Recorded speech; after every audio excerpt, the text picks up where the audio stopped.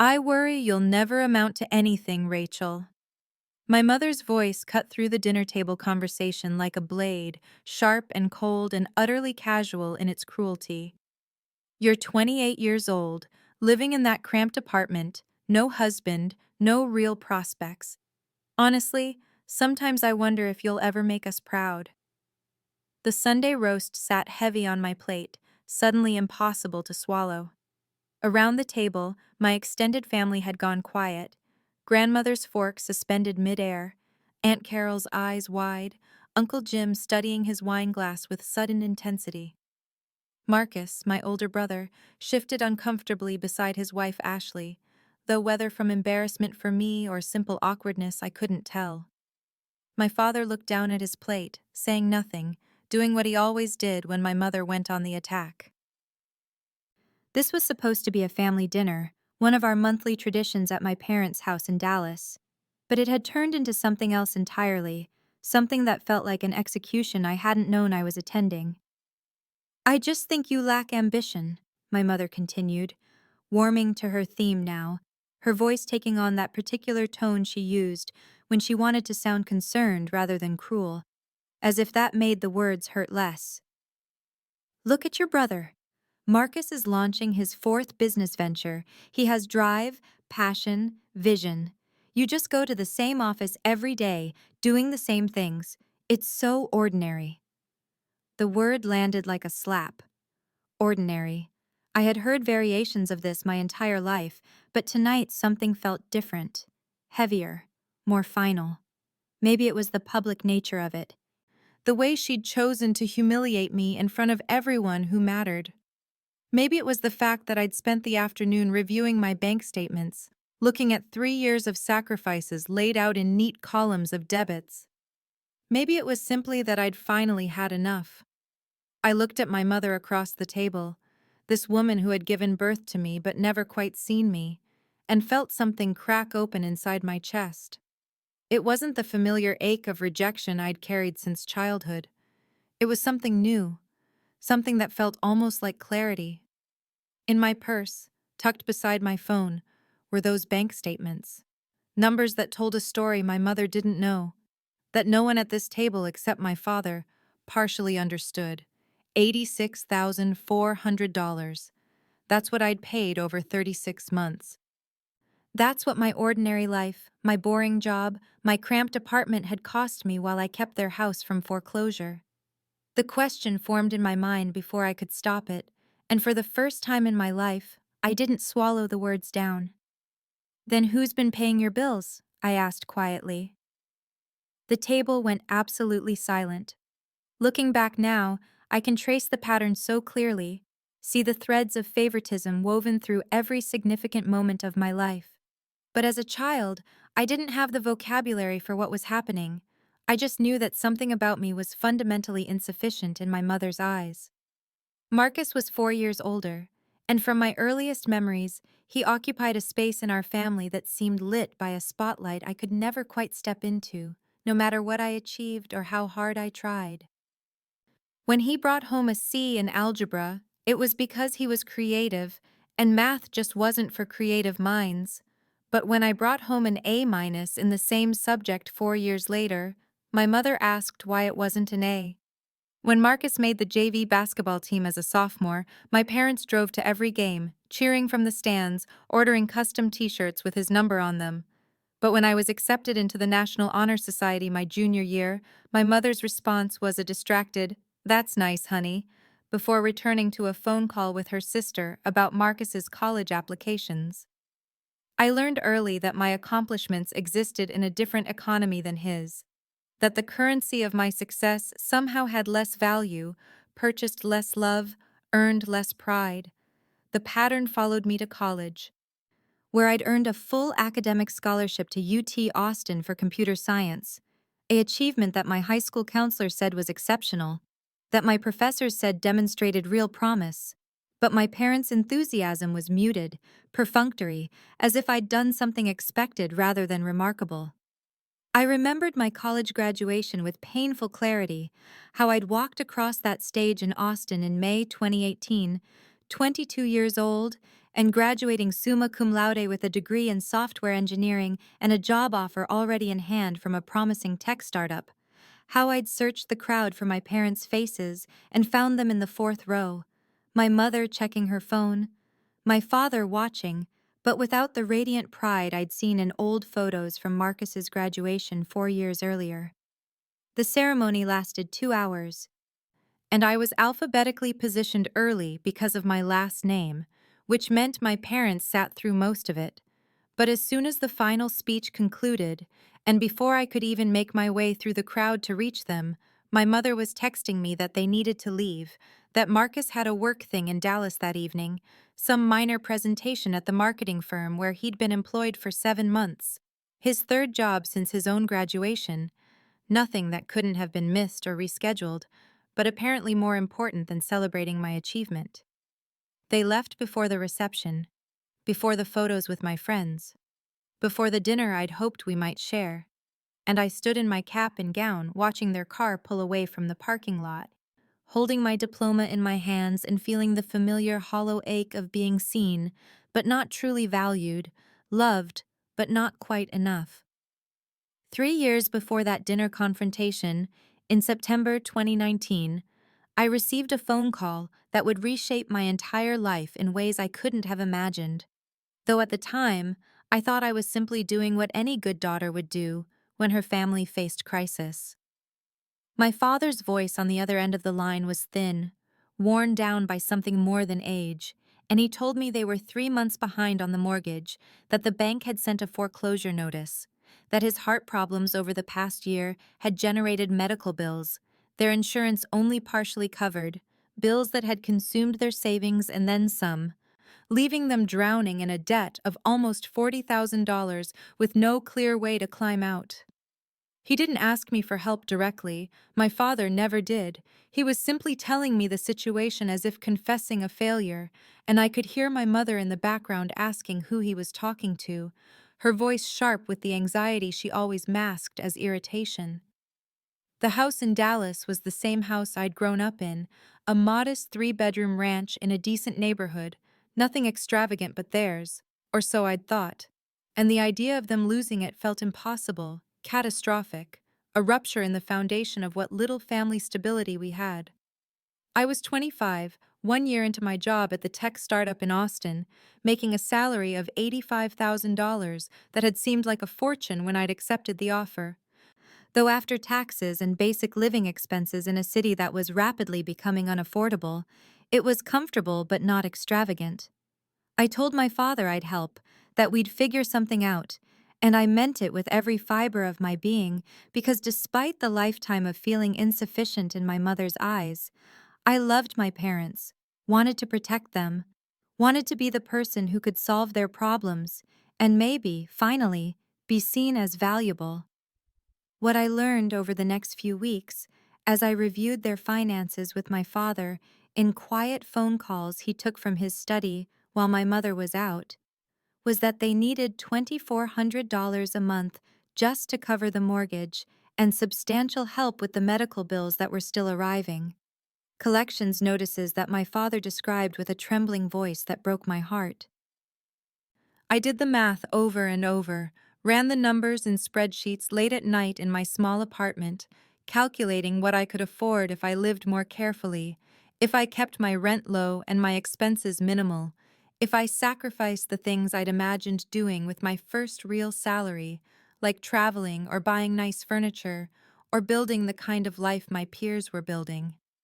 What made the decision both easier and more painful was Marcus, because when my parents' financial crisis became known to him, my golden brother's response was not to offer help, but to ask them for money.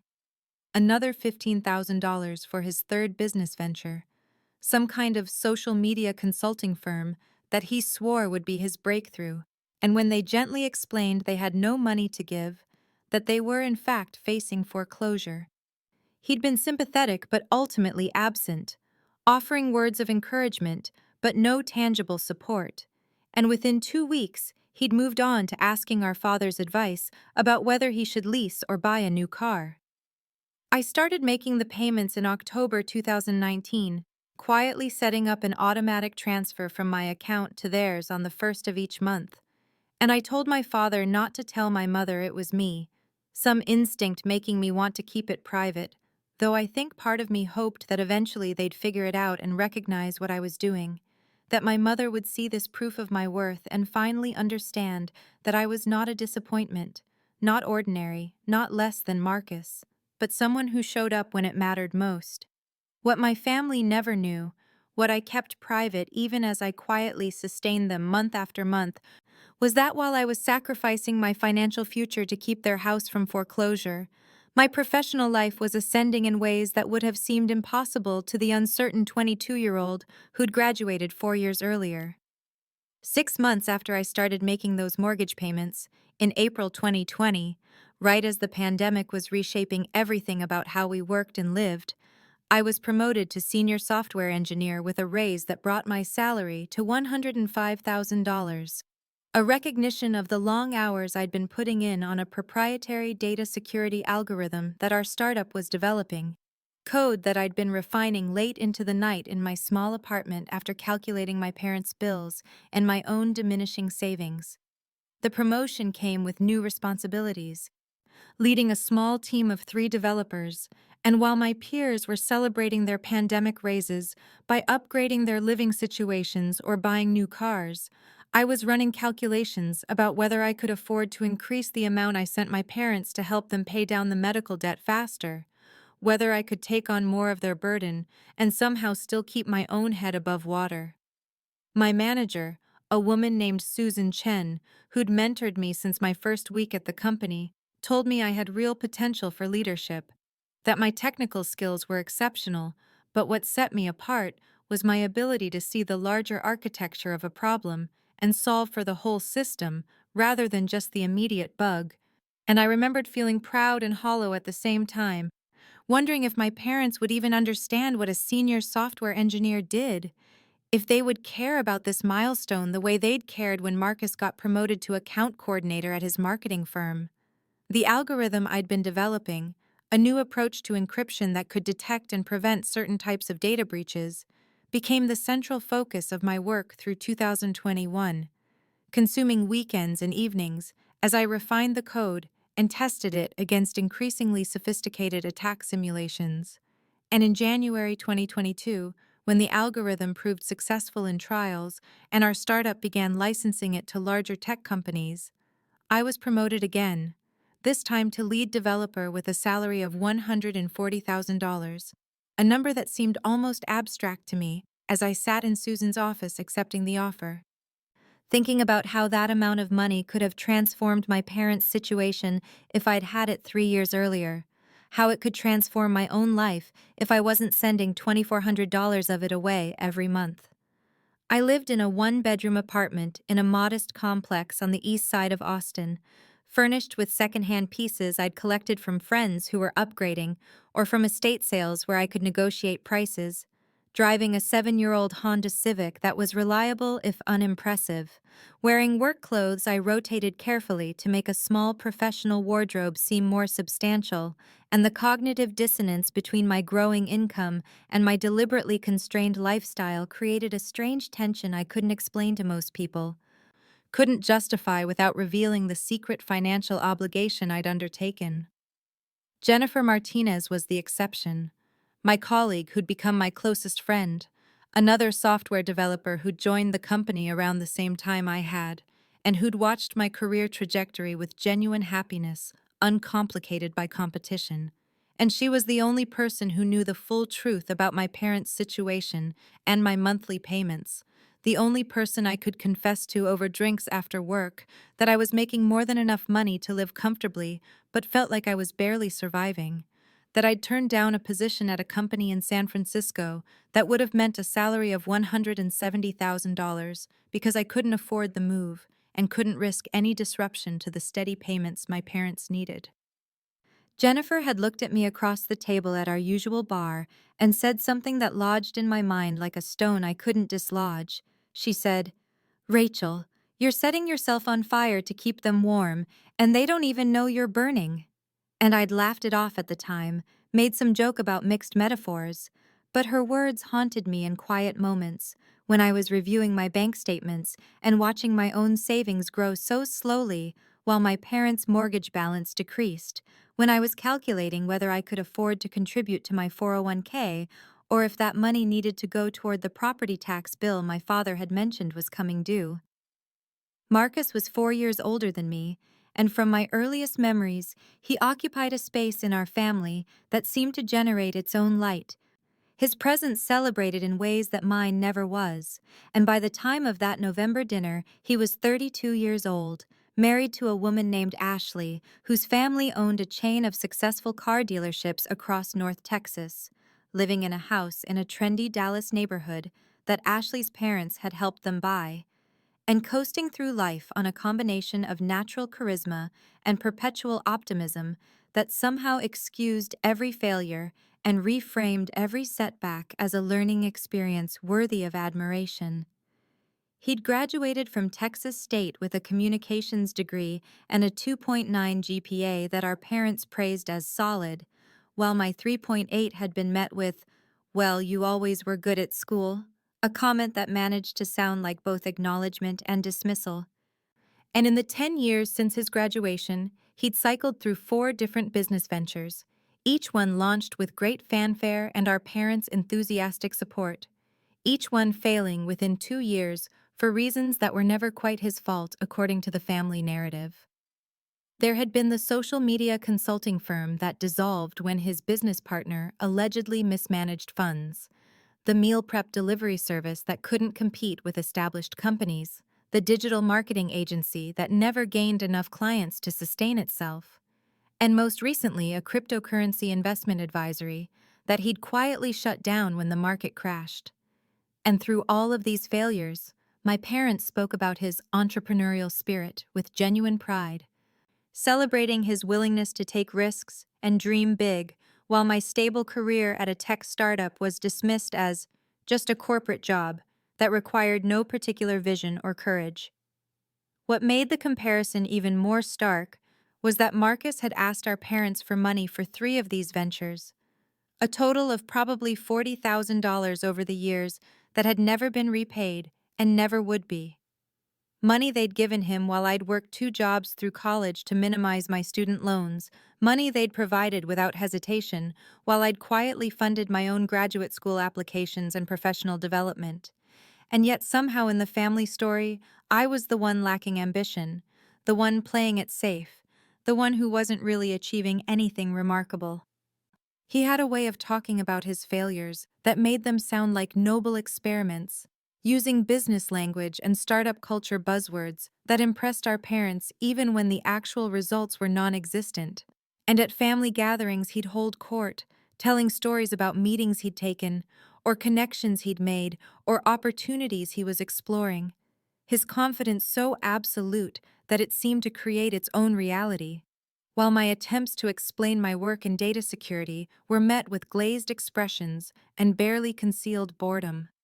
Ashley's family money meant that Marcus's serial entrepreneurship never had real consequences, their lifestyle sustained by her trust fund and the job her father had eventually given Marcus at one of the dealerships, a sales management position that he treated as temporary even though he'd held it for 3 years, still talking about his next big idea, still planning his comeback, still receiving our parents' unwavering faith that his breakthrough was just around the corner.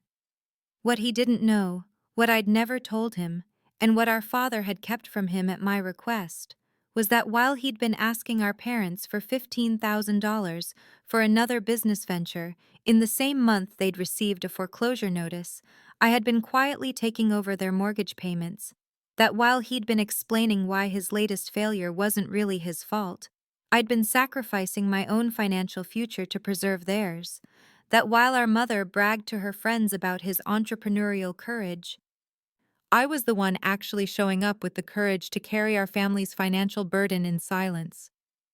The 3 years between that first mortgage payment and the November dinner were marked not just by the monthly transfers of money, but by an accumulation of small wounds that individually seemed bearable, but collectively carved out something essential from inside me.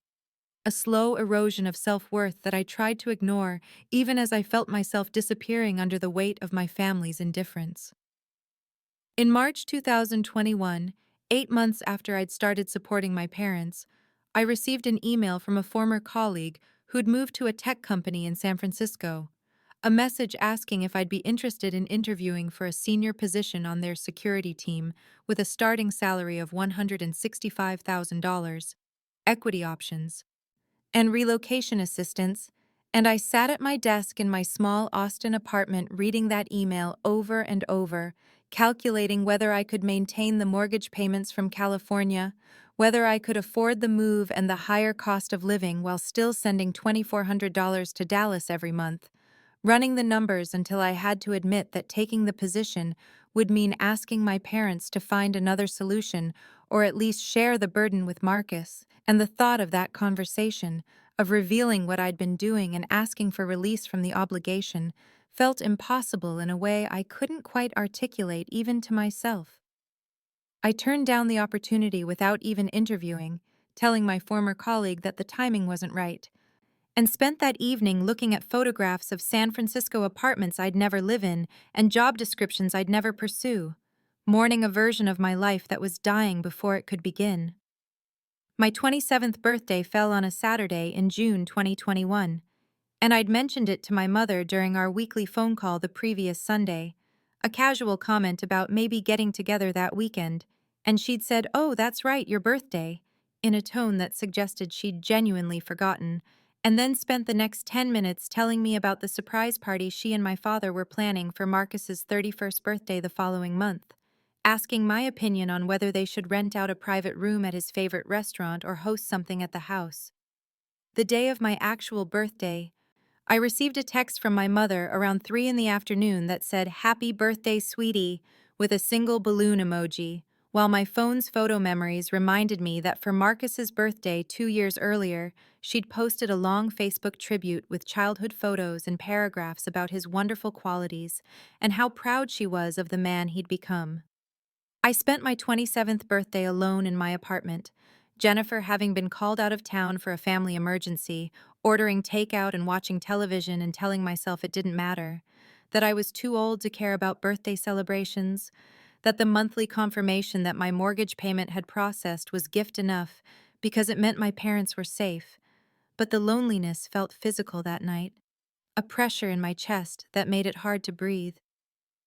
In September 2021, my company held an award ceremony recognizing employees who'd made significant contributions to our growth and innovation, and I received the Technical Achievement Award for the data security algorithm I'd developed, standing on a small stage in front of the entire company while Susan Chen described my work and its impact. And afterward, there was a reception with champagne and congratulations from colleagues, and I'd invited my parents weeks earlier, marked the date on their calendar, even offered to book them a hotel in Austin so they wouldn't have to drive back to Dallas the same night. They didn't come. My father called 2 days before to say my mother wasn't feeling well, and they didn't think they could make the drive, and I said I understood.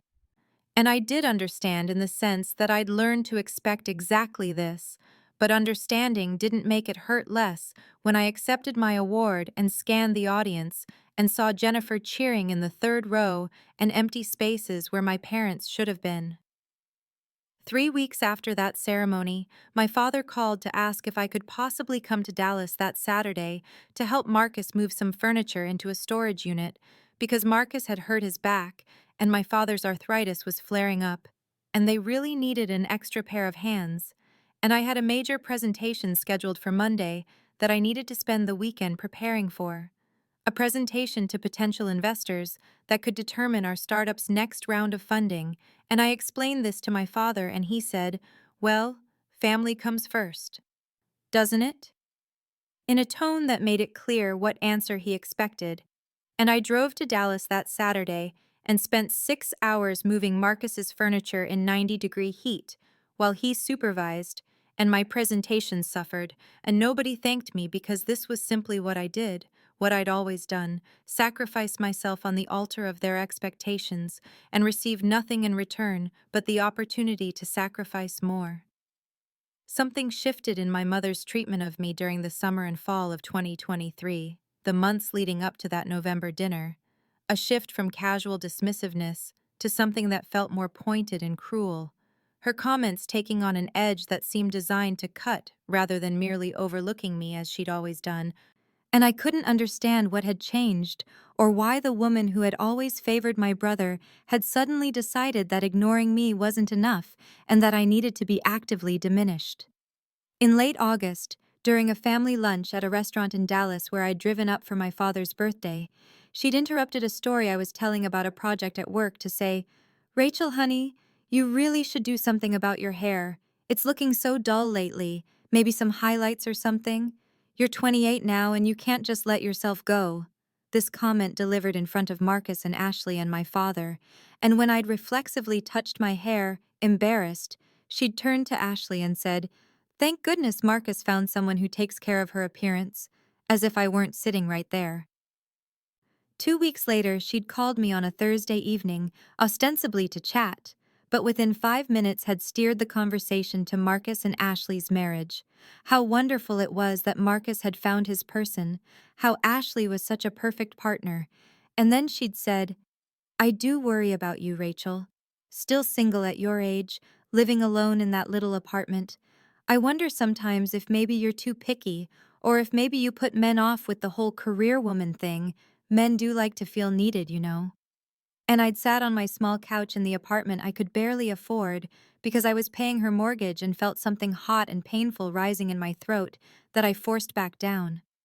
In early October, there was a family lunch, just the four of us at my parents' house, and the conversation had turned to Marcus's latest business idea, a craft beer brewery he was researching, and my parents were enthusiastic and encouraging, asking questions and offering suggestions.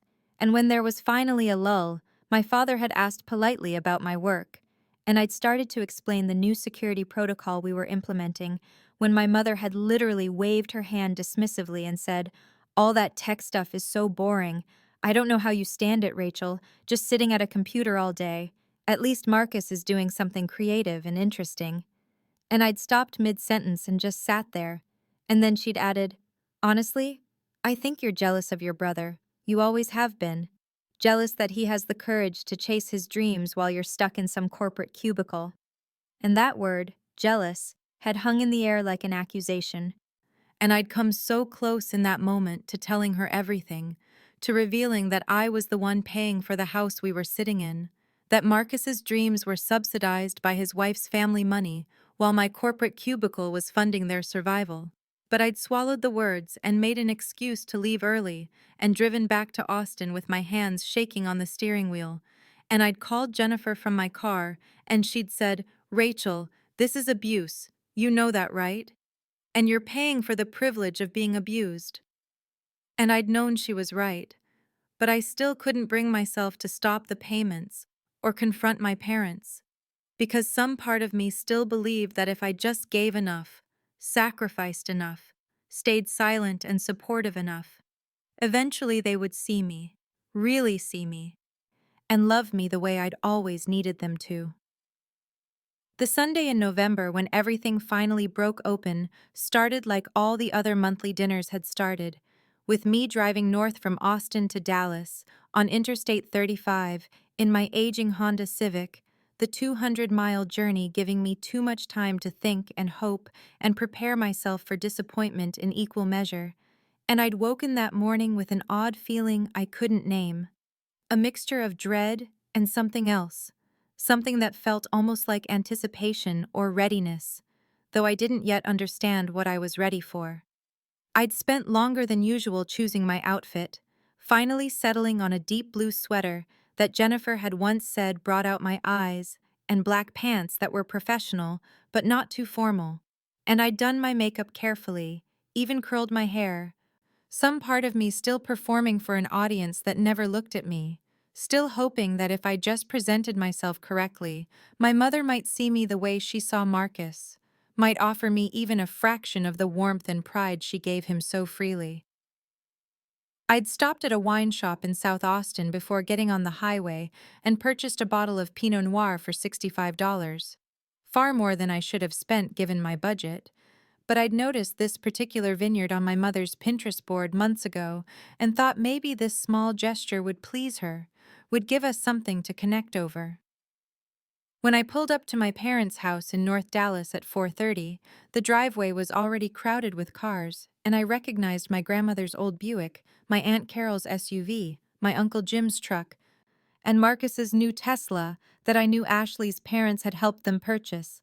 And I sat in my car for a moment looking at that house with its neat lawn and fresh paint on the shutters, paid for with money I'd transferred faithfully on the first of every month for 36 months, money my family didn't know about because I'd convinced myself that silent sacrifice was somehow more noble than acknowledged help, that maybe if I gave without asking for recognition, the recognition would come anyway.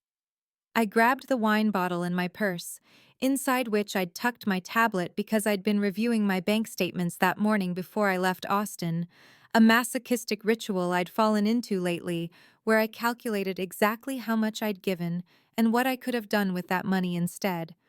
The numbers both proof of my love and documentation of my loss. The November air was cool and smelled like someone nearby was burning leaves, and I could hear voices and laughter from inside the house as I walked up the front path, my family already gathered and happy without me. The party started before I arrived, as it always did. My mother answered the door wearing an apron and a smile that dimmed slightly when she saw me. A micro-expression I'd learned to recognize in childhood, that flicker of something less than joy when I appeared. "Oh, Rachel, you're here," she said, as if my arrival was unexpected despite this being our monthly tradition, and despite her having confirmed the date with me 3 days earlier.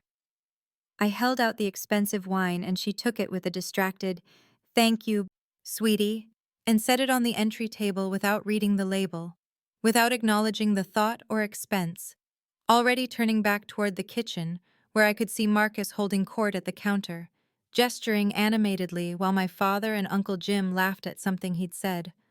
The house smelled like pot roast, Marcus's favorite, the meal my mother made for celebrations. And I followed her inside knowing I should feel grateful to be included, but feeling instead like a guest at someone else's party, peripheral and tolerated rather than wanted. We gathered around the dining table at 6 o'clock, the good china set out and candles lit, my mother having gone to the effort she reserved for occasions she deemed important, and I found myself seated between my grandmother and Uncle Jim, directly across from Marcus and Ashley. My parents anchoring each end of the table like it was a formal state dinner rather than family pot roast.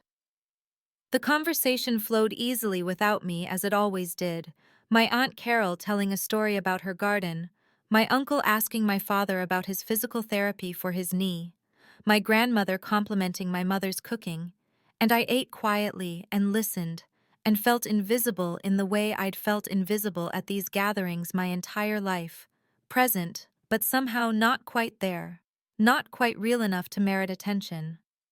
Then Marcus cleared his throat in that particular way he had when he was about to make an announcement. And the table quieted and turned toward him with the automatic deference my family always showed him, and he smiled his charismatic smile and said, "So, Ashley and I have some exciting news to share." And my mother actually clasped her hands together in anticipation, and Marcus continued, "I've decided to move forward with the brewery concept. Craft beer is really having a moment right now, and I've been doing a lot of research, and I think this could really be the one, the business that really takes off." And my father said, "That's wonderful, son, really wonderful." And my mother was beaming like Marcus had just announced he'd cured cancer. And she said, "We are so proud of you, Marcus. You have such vision, such entrepreneurial spirit. We'll help however we can." And I watched my father nod in agreement about helping financially, this man whose mortgage I'd paid for 3 years, offering to give money to my brother who had never once helped them. My grandmother, bless her, turned to me in the moment of silence that followed and said, "Rachel, dear, we haven't heard anything about your life. How is work going? Are you still doing that computer programming?" And I opened my mouth to answer, actually feeling a small flutter of hope that I might get to share that I was being considered for a promotion to principal engineer.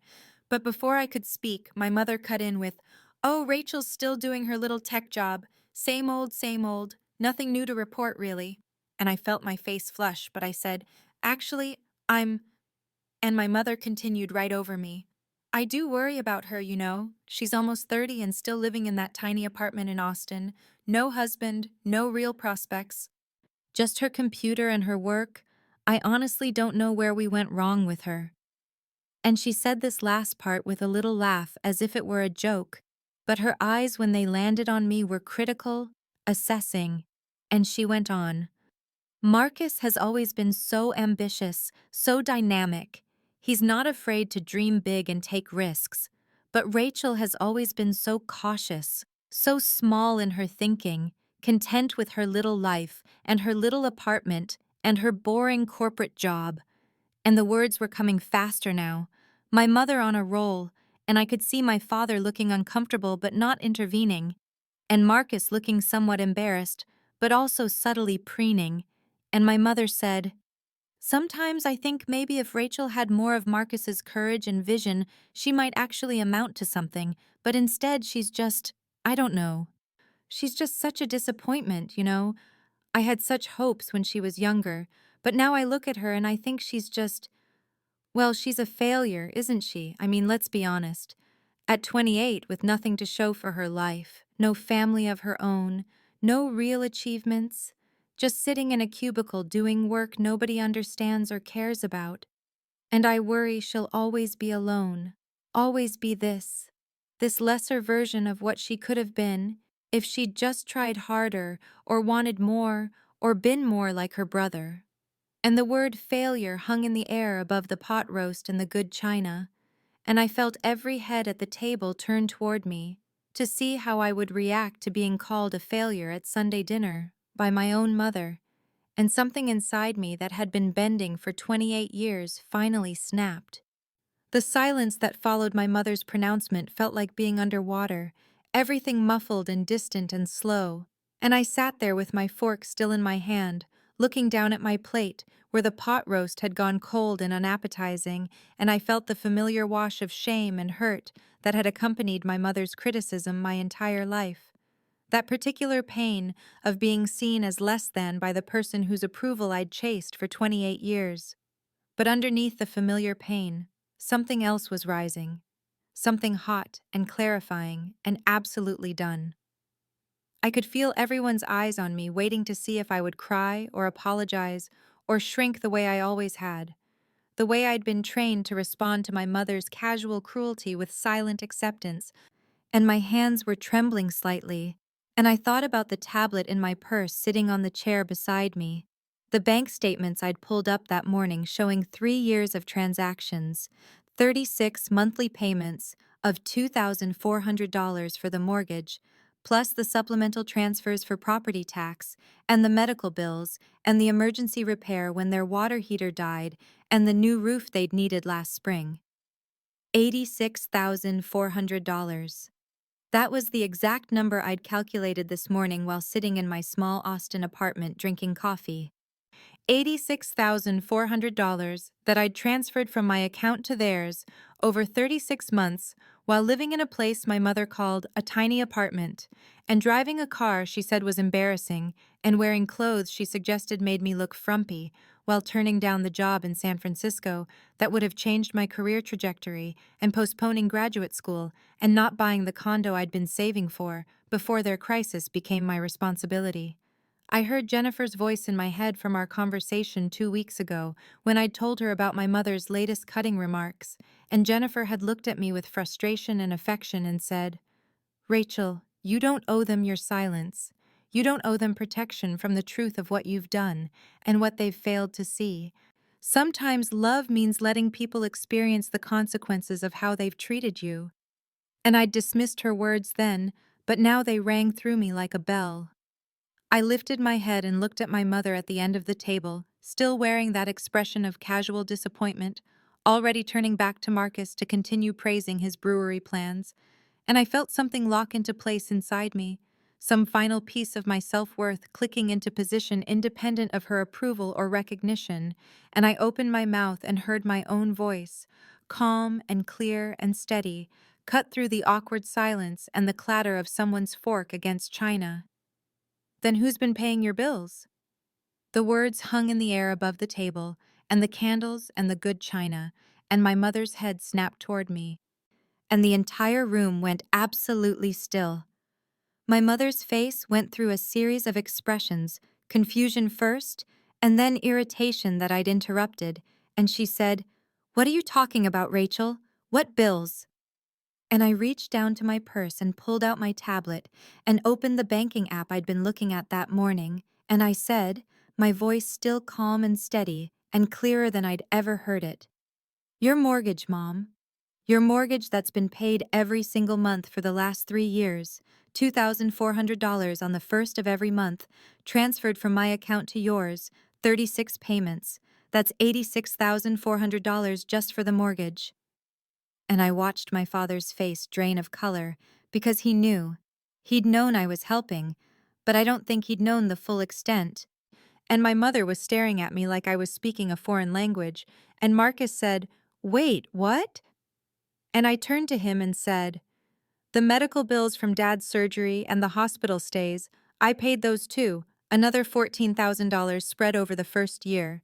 And the property taxes when they came due, $6,000 annually, twice now. And the water heater that died, $3,000.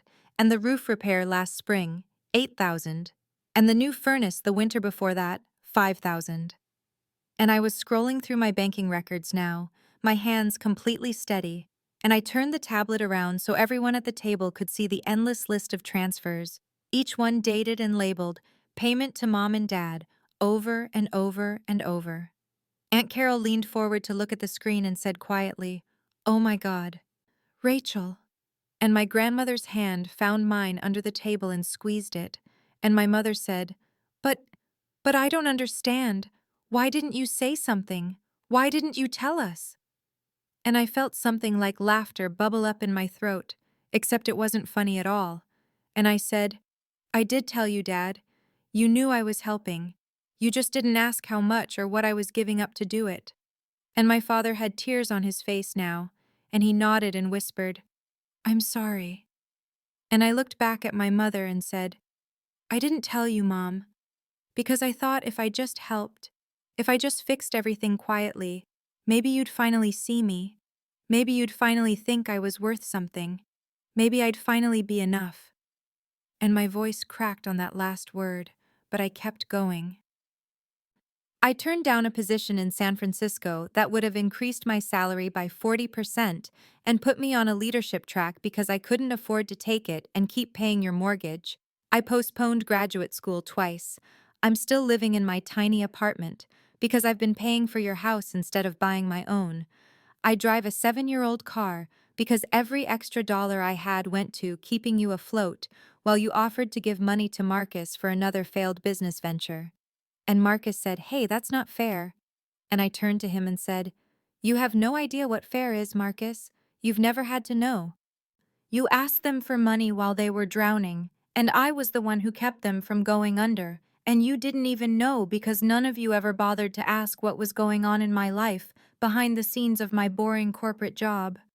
And Uncle Jim said, "Jesus Christ." And my mother was shaking her head and saying, "But we didn't know. We didn't ask you to do that." And I said, "You called me a failure, Mom, just now, in front of everyone.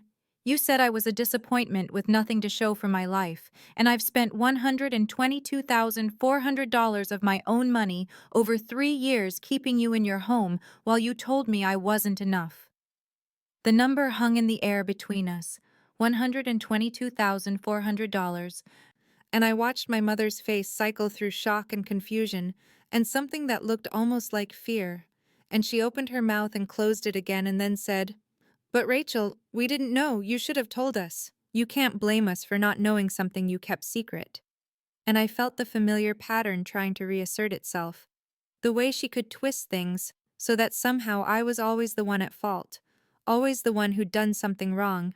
And I said I kept it secret because I was trying to earn something I should have had without price, and that's on me. But you calling me a failure while I was sacrificing everything to keep you afloat, that's on you.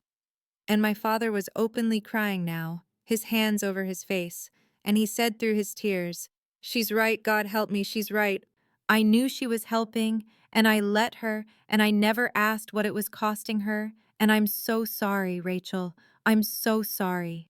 And his apology felt real in a way that cracked something in my chest, but I couldn't let myself soften yet because I had more to say.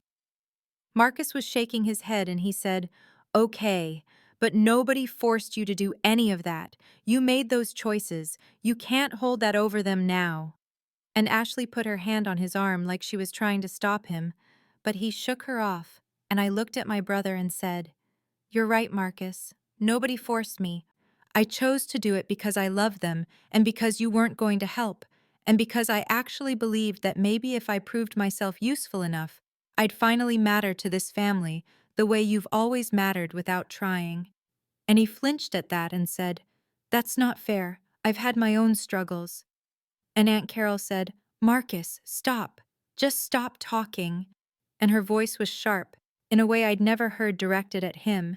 And my mother said, "This isn't about Marcus, Rachel. This is between us. And I think you're being very dramatic about a few comments I made. I didn't mean you were actually a failure. I was just worried about you." And I stood up then because I knew that if I stayed sitting, I might lose my nerve. And I said, "No, Mom, you don't get to rewrite what just happened. Everyone at this table heard you. You called me a disappointment. You said I had nothing to show for my life. And you meant it, the way you've meant every cutting comment for years. And I'm done pretending it doesn't hurt, and I'm done paying for the privilege of being hurt." And my grandmother stood too, her chair scraping against the floor, and she said, "Diane, be quiet and listen for once in your life." And my mother looked shocked because her own mother had never spoken to her that way. And Grandma turned to me and said, "Rachel, sweetheart, I have watched you try to earn your mother's love your whole life, and I have been a coward for not saying what I saw. You have always been remarkable. You have always been more than enough, and I am ashamed that I let you believe otherwise by staying silent." And I felt tears finally coming, and I said, "Thank you, Grandma." And Uncle Jim said, "Rachel, I had no idea. None of us knew. And your mother owes you more than an apology. She owes you accountability." And I looked around the table at my family, at the wreckage of the dinner, and the candles still burning, and Marcus looking uncomfortable, and Ashley looking mortified, and my father crying, and my mother's face closed and defensive. And I said, "I'm done. I'm done with the payments, and I'm done with the silence, and I'm done with trying to be worthy of love.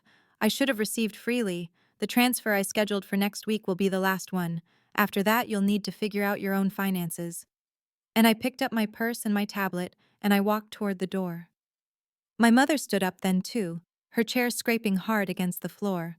And she said, "Rachel, wait, please, I'm sorry. I didn't mean it the way it sounded." But her apology felt hollow and rushed, and I could hear in her voice that she was more worried about the money than about me. And I turned back and said, "Which part didn't you mean, Mom? The part where you called me a failure? Or the part where you said I was a disappointment? Or the part where you said I'd never amount to anything?" And she opened her mouth, but nothing came out. And my father said, "Rachel, please, can we talk about this? Can we sit down and figure this out?" And I looked at him and felt a wave of sadness, because his apology had seemed genuine, but it was also so weak, so passive, because he'd watched this dynamic play out for years and never intervened, never stopped my mother's cruelty, never stood up for me when it mattered. And I said, "Dad, I love you, but you've had 3 years to figure this out, 3 years to notice what I was doing and what it was costing me, and you didn't, or you did, and you chose to accept it without question because it was easier than dealing with the reality of your situation." And Marcus said, "So what are we supposed to do now? You're just going to leave them hanging?" And I turned to him, and I saw it in his face, the dawning realization that with me out of the picture, he'd be the one expected to help. And I said, "We, Marcus? I think you mean, what are you supposed to do now? Because yes, I'm done. And they're your parents too. And maybe it's time you actually contributed something beyond charm and unfulfilled promises." And Ashley was staring at her plate like she wanted to disappear. And I almost felt sorry for her because she was married to a man-child who was about to have a very rude awakening about responsibility. I looked around the table one more time and I said, I want to be clear about something. I'm not doing this to punish anyone. I'm not trying to hurt you or get revenge. I'm choosing myself for the first time in my life. I'm choosing my own future and my own financial security and my own peace. And if any of you want a relationship with me going forward, it needs to be built on mutual respect and genuine care. Not on what I can provide, or how useful I can be, or how quietly I can absorb criticism. And my grandmother squeezed my hand and said, You call me any time, sweetheart, day or night. And Aunt Carol said, Rachel, you have nothing to apologize for, nothing at all. And Uncle Jim nodded and said, You've got family who sees you, kid, remember that. And my mother said, Rachel, please, we can work this out, don't leave like this. But I could see she still didn't understand. She was still thinking about the practical problem of the mortgage, and not about the human problem of how she'd treated her daughter. And I said, I need space, I need time, and I need all of you to understand that things can't go back to the way they were, because the way they were was killing me. And I walked out the door into the cool evening air, and I got into my 7-year-old car, and I sat there for a moment with my hands shaking on the steering wheel. And then I started the engine and drove away from my parents' house, and with every mile I put between myself and that dinner table, I felt something loosening in my chest, some weight I'd been carrying for so long I'd forgotten what it felt like to stand up straight. And by the time I got back to my tiny apartment in Austin, I was crying, but I was also laughing because I'd finally done it. I'd finally chosen myself, and the grief and the relief were all tangled together. But underneath everything was something new and fragile and precious. Something that felt like freedom. The first 3 days after the dinner, I didn't answer a single phone call from my parents, and I watched the missed calls pile up on my phone, 17 from my mother, 9 from my father, and each time it rang I felt a jolt of the old conditioning, telling me I was being cruel or unreasonable, but I forced myself to sit with the discomfort, because I knew that if I answered before I was ready, I'd fall back into the old patterns of apologizing for their behavior and minimizing my own hurt. I took Monday off work, and I slept for 12 hours straight, the kind of deep, exhausted sleep that comes after years of carrying weight you didn't know you could put down. And when I woke up Tuesday morning, I felt hollowed out but also strangely clear, like I'd been living in a fog, and suddenly the air was sharp and bright. I called a financial advisor that Jennifer had recommended, a woman named Patricia Chen, who had an office in downtown Austin, and when I sat across from her desk on Wednesday afternoon and explained my situation, she didn't look shocked or judgmental. She just nodded and pulled out a calculator and started showing me what my financial picture could look like now that I wasn't sending $2,900 a month to Dallas. And the numbers on her screen felt like possibilities I'd locked away so long ago I'd forgotten they existed. I scheduled my first therapy appointment for Thursday with Dr. Sarah Okonkwo, and when she asked me why I was there, I started crying before I could even answer. And she handed me tissues and said, Take your time. There's no rush. And I told her everything, the dinner, and the 3 years of payments, and the lifetime of feeling invisible. And she listened without interrupting. And then she said, It sounds like you've been trying to purchase love at a price that kept increasing while the return kept diminishing. And something about hearing it said so plainly made me see the pattern with devastating clarity. Jennifer took me out for dinner on Friday night to a nice restaurant I'd never let myself go to before because I was always watching every dollar, and she ordered champagne and raised her glass and said, To Rachel, who finally told the truth. And I clinked my glass against hers and felt the bubbles sharp and celebratory on my tongue, and realized I couldn't remember the last time someone had toasted me, had celebrated something I'd done rather than something I'd provided. My grandmother called on Saturday morning, not to pressure me, but just to tell me she loved me and she was proud of me, and we talked for an hour about everything and nothing, and she told me stories about my mother's childhood that helped me understand without excusing, and before we hung up she said, Your grandfather, if he were alive, would be so proud of the woman you've become. and I held on to those words like a lifeline. On Sunday, exactly 1 week after the dinner, a letter arrived from my father, 8 pages handwritten on his favorite blue stationery, and I made myself a cup of tea and sat on my tiny balcony and read it slowly. And his words were raw and accountable in a way I'd never heard from him before.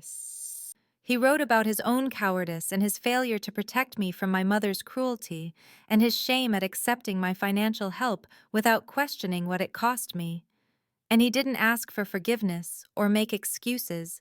He just acknowledged the truth and told me he was working with a financial counselor to restructure their situation, and he understood if I needed distance, and he would wait as long as it took for me to be ready to talk. My mother's texts and voicemails were different. They started with apologies but quickly shifted to explanations about how stressed she'd been and how she'd always loved me, even if she didn't show it well, and how she hoped we could move past this misunderstanding. And I felt the familiar pull to make her feel better, but I deleted the messages and didn't respond because I knew that accepting a half apology would only reset the cycle. 3 months after the dinner, I met my father for coffee at a small place in downtown Dallas called Merit Coffee, neutral territory halfway between my old life and my new one. And when I walked in, he was already there sitting at a corner table with 2 cups in front of him, because he'd remembered I took my coffee with cream and 1 sugar, and that small gesture of attention made my throat tight because it was such a basic thing, but it felt monumental after years of being overlooked. We talked for 2 hours, and it was the most honest conversation we'd ever had. And he told me that he and my mother had sold the big house in Dallas and moved to a smaller townhouse in Plano, that he'd taken on consulting work to supplement his retirement income, that Marcus was contributing $800 a month, which wasn't much, but was apparently a struggle for him and Ashley. And my father said this without bitterness, but with a kind of quiet acknowledgement that the financial reality had forced everyone to grow up, including him. He told me that my mother had been seeing a therapist, that she'd written me 6 letters in the past month alone, that she was working on understanding why she'd treated me the way she had, and I said, "I got the letters, I've read them." And he nodded and said, "You don't have to respond until you're ready, or ever. That's your choice and I support it." And I felt something shift, because he was finally giving me permission to have boundaries, instead of asking me to sacrifice myself for family peace. I told him about my life, about the executive MBA program I'd been accepted to at UT Austin starting in the fall, about the small condo I'd bought in the Bolden Creek neighborhood with exposed brick and tall windows that let in so much light, about the financial advisor who'd helped me see that even after years of supporting them, I'd still managed to save $43,000, which became my down payment on a future I was building for myself.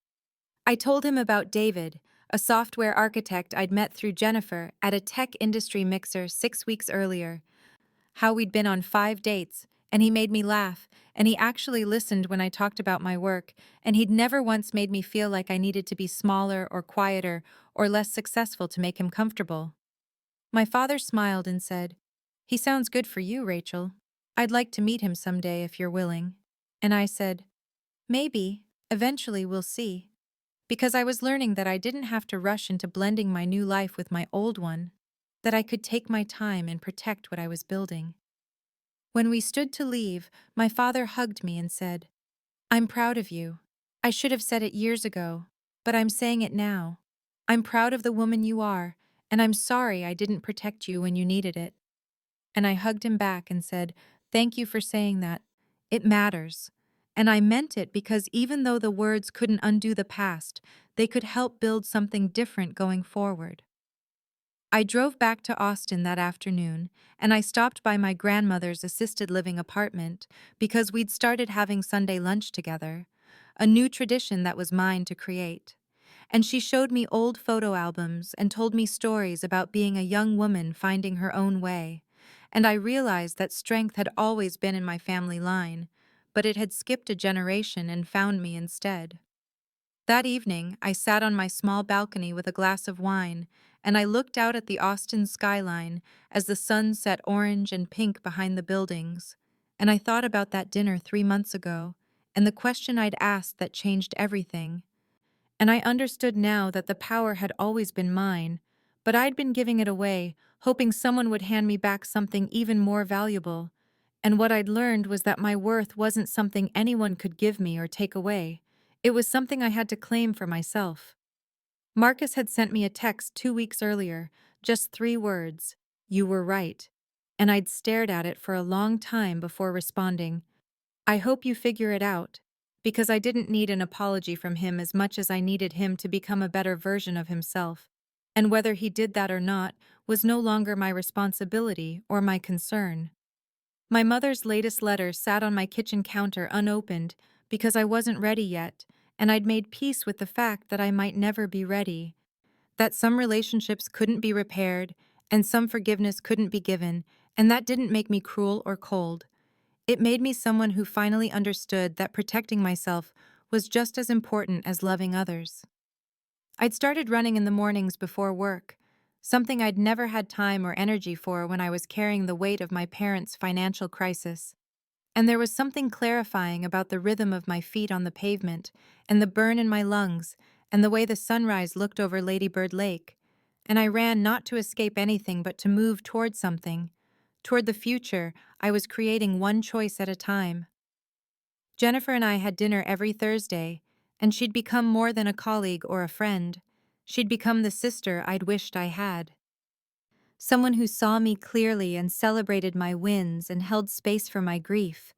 And when I told her about the MBA program, she'd opened a bottle of Prosecco and said, "Here's to Dr. Rachel someday." And I'd laughed and said, "Let's get through the program first." But secretly, I loved that she could see that far ahead for me. The algorithm I'd been developing at work had been purchased by a major tech company for implementation in their security infrastructure, and I'd received a bonus of $35,000. And instead of sending it to someone else or squirreling it away for an emergency that was no longer mine to manage, I'd put half in savings and used half to furnish my condo and take a long weekend trip to Santa Fe with David, and we'd walked through art galleries and eaten good food, and I'd felt present in my own life in a way I couldn't remember feeling before. 3 months wasn't long enough to heal everything, or solve everything, or understand everything, but it was long enough to know that I'd made the right choice, that speaking the truth even when it shattered everything had been the only way to build something real. And as I sat there on my balcony, watching the stars come out over Austin, I felt something I'd been chasing my whole life through achievements and sacrifices and silent suffering. I felt peace, not the fragile conditional peace that required everyone else to behave a certain way, but the deep, unshakable peace that came from finally knowing my own worth and choosing to honor it, no matter what anyone else thought. And I raised my glass to the woman I'd been 3 months ago, who'd found the courage to ask one question, and to the woman I was becoming, who was learning that freedom wasn't something you earned through perfect behavior or endless giving. It was something you claimed when you finally decided you deserved it, and I did. I deserved it, and that truth felt like coming home to myself after a lifetime of living in exile.